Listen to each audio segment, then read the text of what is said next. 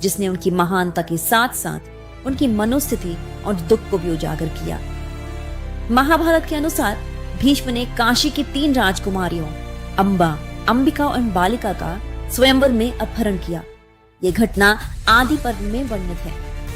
भीष्म ये कार्य अपने सौतेले भाई विचित्रवीर्य के लिए कर रहे थे, जो उस समय राजा तो थे लेकिन अभी नाबालिग थे। ये अपहरण राक्षस विवाह के रूप में हुआ, जो उस समय के क्षत्रिय धर्म में साहसिक और योग्य माना जाता था। भीष्म ने स्वयंवर में एक ही रथ में प्रवेश किया, जहां अनेक राजा और योद्धा उपस्थित थे। उन्होंने स्पष्ट किया कि वे इस विवाह को अपने भाई के लिए ले जाएंगे। सभी राजा उनसे लड़ने आए और भीष्म ने युद्ध में उन्हें परास्त किया और तीनों राजकुमारियों को अपने रथ में बिठाकर हस्तिनापुर ले गए। हस्तिनापुर पहुंचने पर अंबिका और बालिका का विवाह विचित्रवीर्य से हुआ, लेकिन अंबा ने बताया कि वे पहले से राजा शल्य से प्रेम करती है।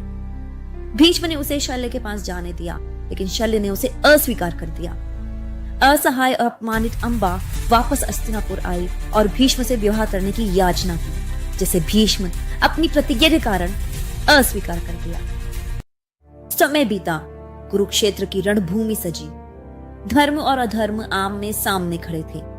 दुर्योधन ने अपनी सेना का सेनापति बनाया गंगापुत्र भीष्म पितामह को। भीष्म का प्रण था कि वह सदैव हस्तिनापुर की रक्षा करेंगे। पांडव उनके प्रिय पौत्र थे, फिर भी वे कौरवों की ओर से खड़े हुए। पहले 10 दिन रणभूमि में सिर्फ और सिर्फ भीष्म पर्व कहलाए। जब उनका धनुष उठता तो आकाश अस्त्रों की वर्षा से कांप उठता। असंख्य योद्धा उनके बाणों से ढेर हो गए, किंतु उन्होंने कभी स्त्री, निरस्त्र या शरणागत पर शस्त्र नहीं उठाया। यही उनकी धर्मनिष्ठा थी। 9वें दिन युद्ध भयंकर हुआ।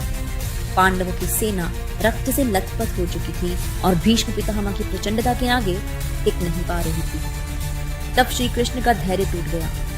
उन्होंने अर्जुन का रथ रोका और क्रोध में भरकर स्वयं शस्त्र उठाने का निश्चय किया। कृष्ण ने रथ का पहिया उठाकर भीष्म की ओर धावा बोला। यह दृश्य देखकर पूरी रणभूमि स्तब्ध रह गई।